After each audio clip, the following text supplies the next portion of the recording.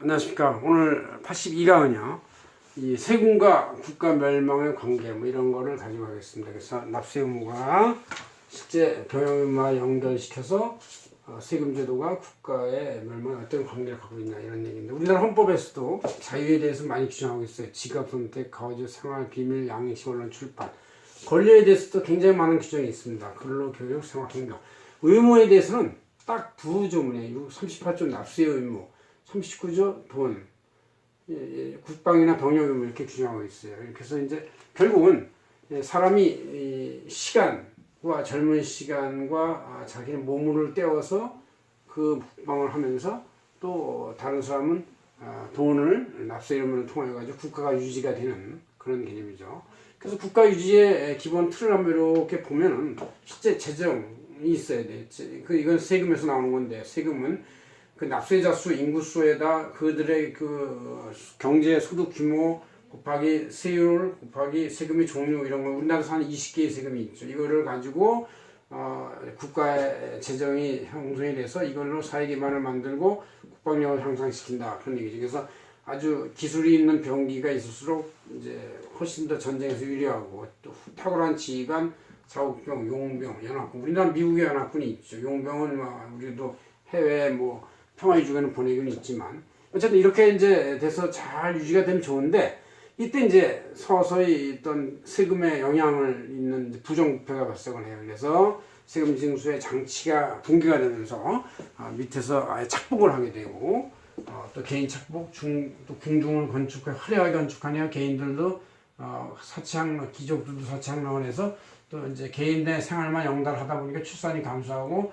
종교를 광신하게 돼서 또 굴도 강시하고, 이러다 보면 도덕적 타락이 생기고 과잉복지 퍼주기 이런 거, 또 이러다 보니까 또 이제 옛날에 우리 있던 대여섯 명에서 한 식구가 됐었는데 지금은 세 명만 낳죠. 아니면 한 명만 낳고, 우리 때는 세 명 낳다가 두 명 낳다가 이제 한 명 낳는 걸로 바뀌고, 이렇게 되니까 과잉보호 자녀들이 한 명밖에 없는 1인 소황제들은 이제 과보호를 받게 되고, 또 자기만 살게 되고, 무적자 생활도 많이 이끌게 되고, 또 이제 이 제국 입장에서 볼 때는 광대한 영토를 지배했기 때문에 자국민이 부족해요, 당연히. 그러다 보니까 이 부족한 다국민으로 다민족을 지배하다 보니까 용병들이 반란을 일으켜서 결국은 망할 수 있다, 이런 거고 시드린 것이죠.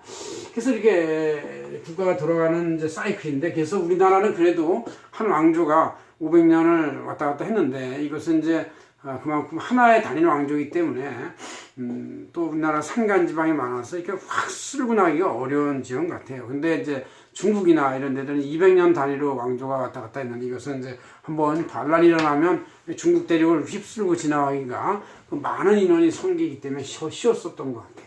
자, 먼저 로마 제국 멸망부터 보면, 천년에서 오토학, 나중에 이민족 게르만 용병한테 망했는데, 처음에는 평등 세금을 통해서 이익의 세금의 10%, 간접세는 5%인데, 간접세 5%라는 것은 매출에서 매입 약 월연가 50%쯤 되죠. 이거를 빼면은 차익이 50%쯤 되는데, 50%에 대한 10%, 우리도 부가세가 거의 매출액으로 치면 3, 4%가 부과가 되고 있는데, 그게 바로 이제 매입을 빼니까 그렇게 되는 것이죠. 그래서 어떻게 보면 간접세 5%, 소득세 5%인데 10%.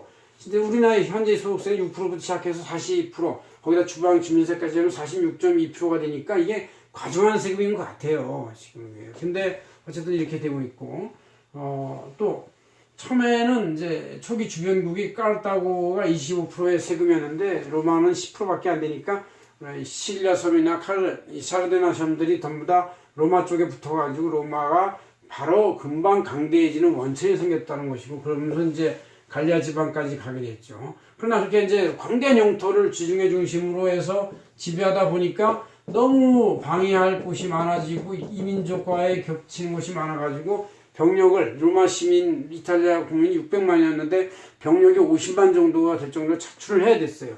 그러다 보니까 이제 점점 부담이 되고, 그렇지만 반대로 귀족이나 지방 호족이 강성화되면서 세금 빼돌리기가 되고, 착취가 되면서 농민들이 이탈을 하고 유리거식하게 되고, 또 이렇게 재정이 부족해지고 세금이 부족해지니까 화폐가 남발해서 이제 로마 은화가 이제 그 안에 은이 5%도 안 들어가서, 이것이 은화가 아니라 은 껍데기 하나도 안 되는 그런 식으로 해서 인플레이션이 발생하다 보니까 로마가 이제 약해지고, 그러다 보니까 게르만 용병의 한 팀에 의해서 그냥 로마 시내까지 휩쓸고 들어와가지고 망하게 되는 이런 결과가 있고, 그러다 보니까 게르만의 뭐 소고트, 동고트족이나 반달족, 또 프랑크족 이런 족들이 로마의 광대한 영토를 다 분할 지배하면서 그냥 이제 그 한 중세 1000년 동안은 그냥 그저 그런 이제 나라들이 다 조그맣게 살았었던 것이죠.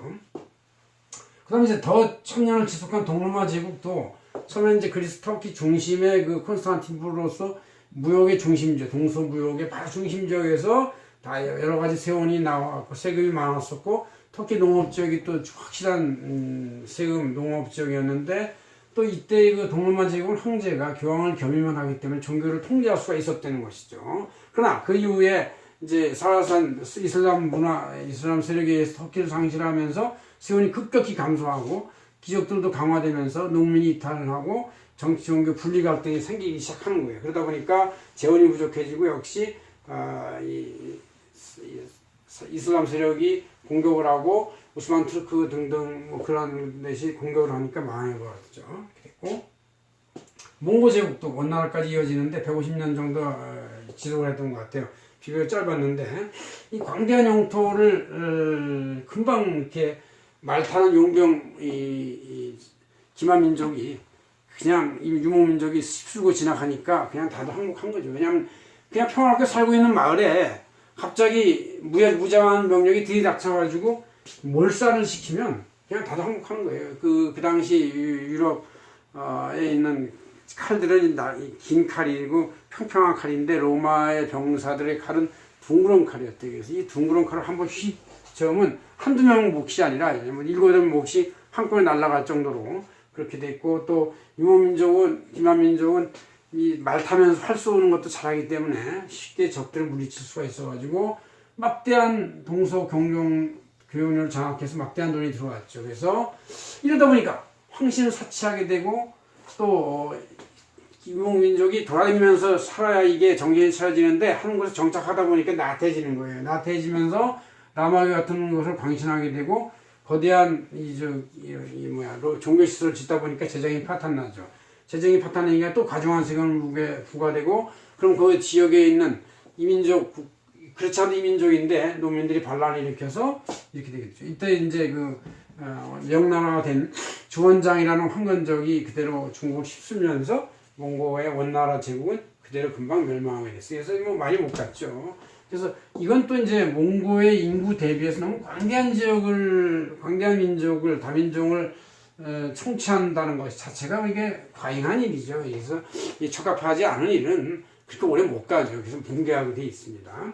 대영 제국도 산업혁명과 대영 생산, 섬유 무역, 강력강행을 통해서 스페인의 무적함들을 무력화시킴으로 인해서 이제 전 세계에 해가 지지 않은 나라를 형성했는데, 이것이 이제 식민지에 과중한 세금을 매기고 미국의 보스턴 차사건을 이기고 세금을 4배를 내고, 그래서 또 다 식민지에 추가 세금을 더 막 하고, 또 인도한테는 이제 생활의 그 당시 세금, 소금 해가지고 소금이 너무나 필수품인데 여기에다 4배의 세금을 붙이고 또 이거를 전매를 하게 되니까 또 이걸 관리하기 위해서 과중한 병력을 유지해야 되고, 광대한 영토 식민지, 그러니까 세금이 또 과중하게 되고 악순환이 되면서 빈발하고 이탈하게 돼서 대영 제국도 슬슬 몰락해가지고 이제 영국 하나만 남게 되는 그런 식이 된 것이죠.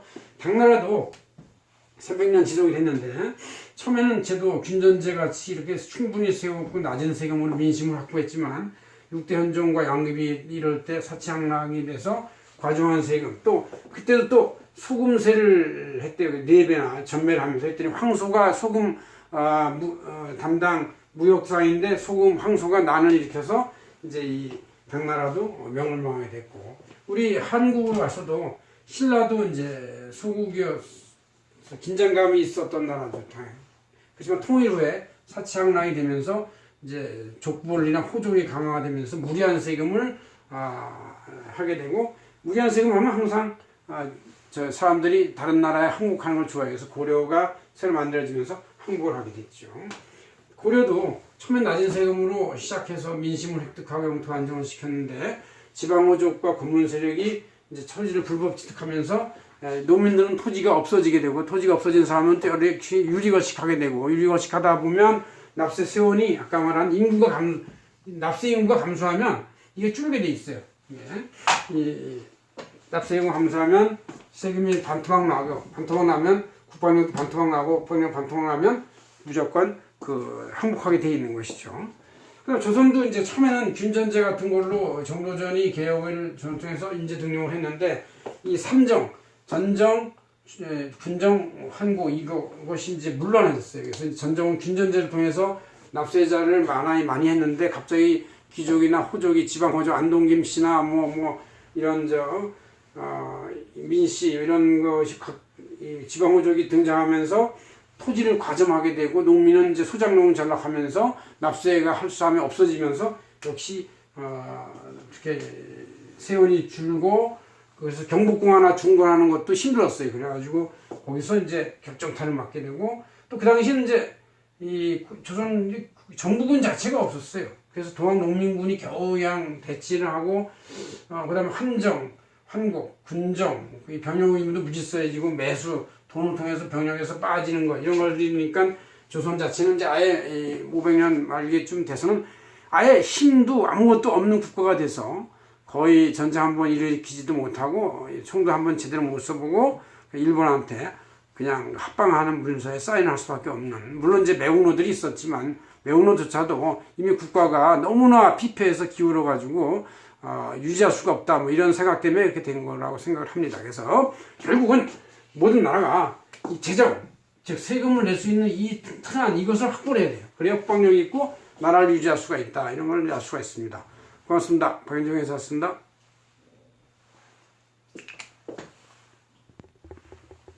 이게 가동이 돼.